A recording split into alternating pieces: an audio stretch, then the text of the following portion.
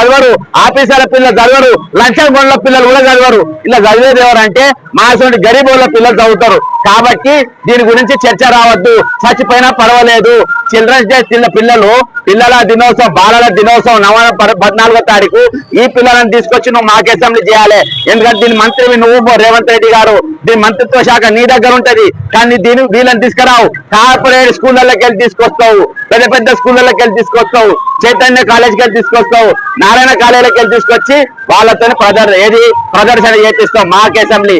ఎందుకు? వాళ్ళంటే మంచిగా మంచి తిండి తిని ఉంటారు, వీళ్ళంటే బక్క చిక్కు ఉన్నారు, ముఖం పాడుబడ్డ ముఖాలు ఉన్నాయి, ఎండిపోయి ఉన్నారు, తలకు హాస్పిటల్కి ఛార్జెస్ ఇస్తలేవు కాబట్టి తలకు నూనె పెట్టుకోరు, పేస్ట్ పైసలు ఇవ్వవు, బ్రష్లు కొనియవు. వీళ్ళు వచ్చినా పర్వాలేదు. ఎందుకు? పేదోళ్ళు గరీబోళ్ళు వీళ్ళు ఏమైపోతే నాకేంది అనేది ఒక దూరహంకారం. ఈ రోజు పిల్లలు ఈ మరణాల వరకే ఆగుతున్నాయా?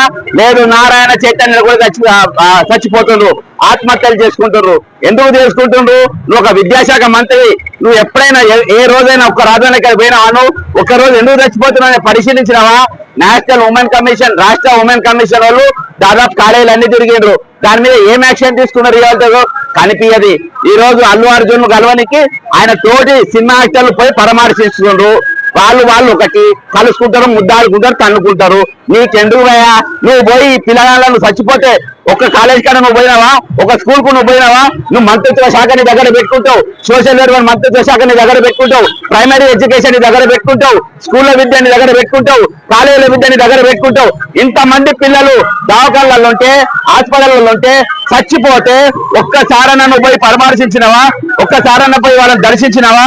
ఒక్కసారన్నా చిన్న చిన్న పిల్లలు ఇటువంటి పని వందల పూలల దగ్గర చిన్న పిల్లలు, ఇంత చిన్న పిల్లలు చనిపోతే నువ్వు ఒక్కరినైనా పోయి పరామర్శించినవా? ఒక్కరినైనా పోయి ఎట్లున్నా అడిగినవా? వీళ్ళ ఛార్జీలు పెంచే ప్రయత్నం చేసినవా?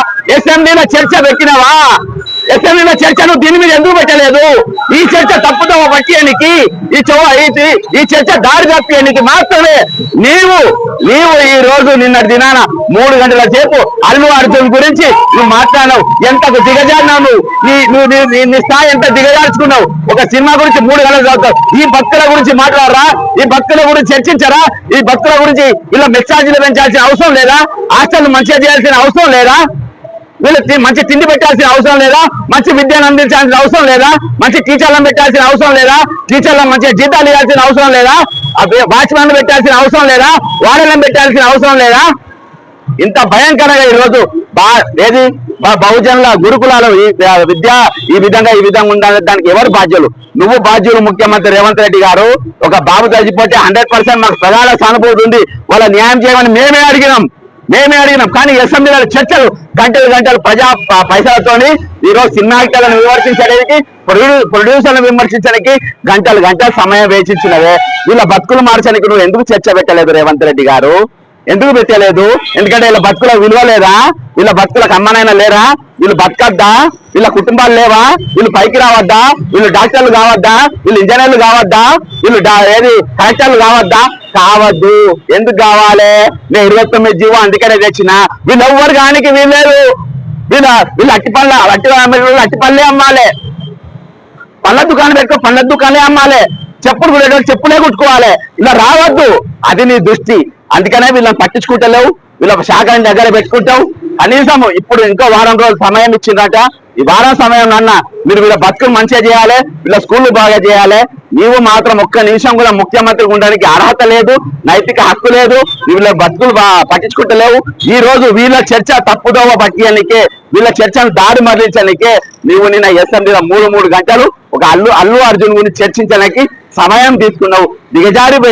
దిగజారిన ముఖ్యమంత్రి ఈరోజు తెలంగాణ ఉన్నారనడానికి మరొక ఉదాహరణ.